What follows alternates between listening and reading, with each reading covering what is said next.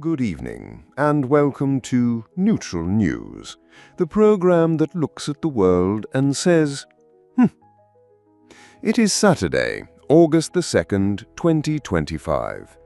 While others report on fleeting global summits and transient economic shifts, tonight we present a special investigation into a conflict far older, more intimate, and infinitely more bitter. We are going behind closed doors to examine the complex, undeclared war that is modern cohabitation. For this deep and troubling report, we go to our correspondent, Susan, who has been embedded in this domestic Cold War for weeks. Susan? Good evening, Neil. The British home, often perceived as a sanctuary, is in fact a highly contested space, governed by a fragile ecosystem of unwritten rules and silent judgments. Our investigation begins in what is arguably the most volatile room of the house, the bathroom. Experts we've consulted are now referring it to as the chamber of passive aggression. A strong designation. What are the primary flashpoints that lead to this diplomatic breakdown? The infractions are numerous, Neil, but they fall under the broad heading of post-ablutionary protocol. The most egregious of these is, of course, the failure to replace a finished toilet roll. Our research shows this is rarely an oversight. It is a calculated act. You're saying this is premeditated, a dereliction of duty with intent? Precisely. We have identified three distinct categories of offender.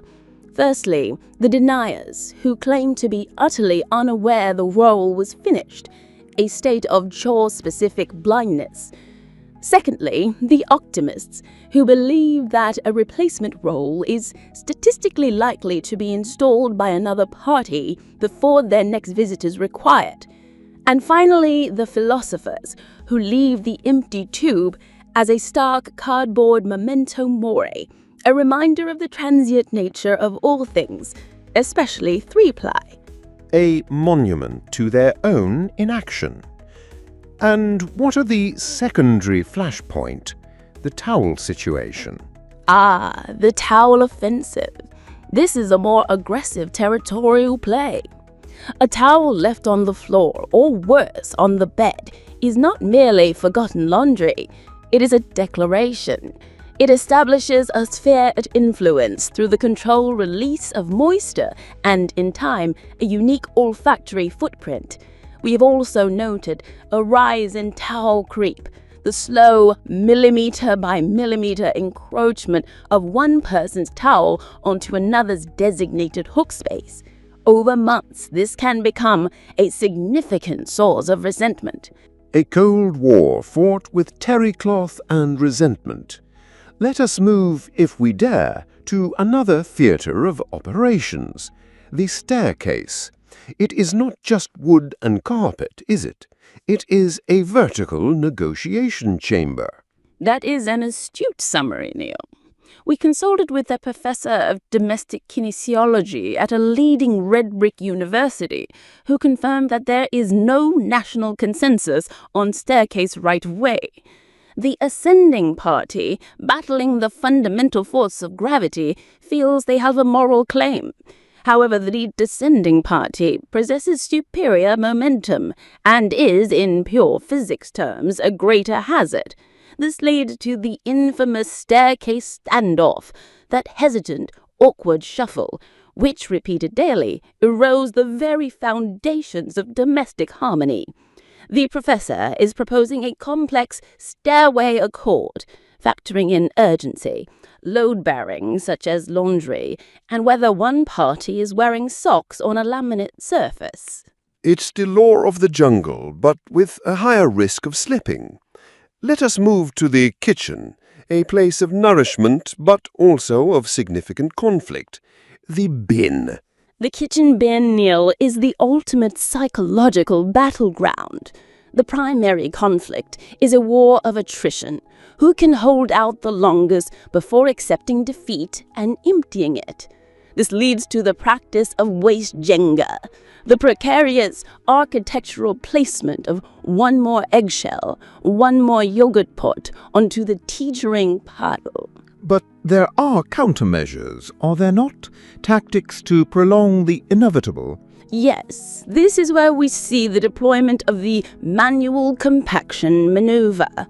This is the act of squashing the contents of the bin, down, usually with a foot, to create a temporary and deeply misleading illusion of capacity.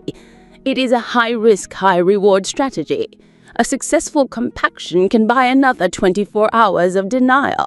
A failed one, however, can lead to what is known in the literature as a catastrophic structural failure, or more commonly, bin juice contamination on one shoe.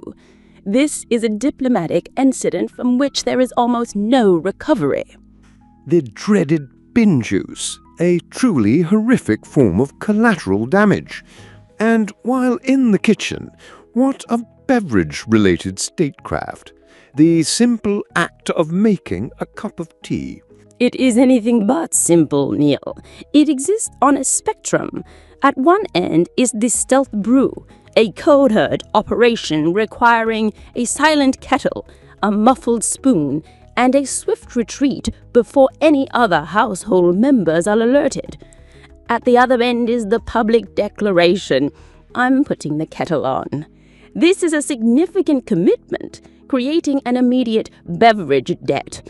Should you accept a cup, you are socially obligated to offer one in return at a later point. It is a complex economy of favors, fueled by caffeine and anxiety. Let us turn to the final frontiers, the bedroom and the overarching issue of household security. The bedroom, often home to the great sock diaspora. It is a baffling phenomenon.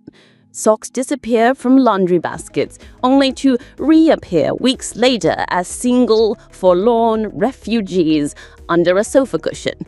The greater crime, however, is unauthorized textile appropriation, the act of knowingly wearing a pair of socks that belong to your cohabitant.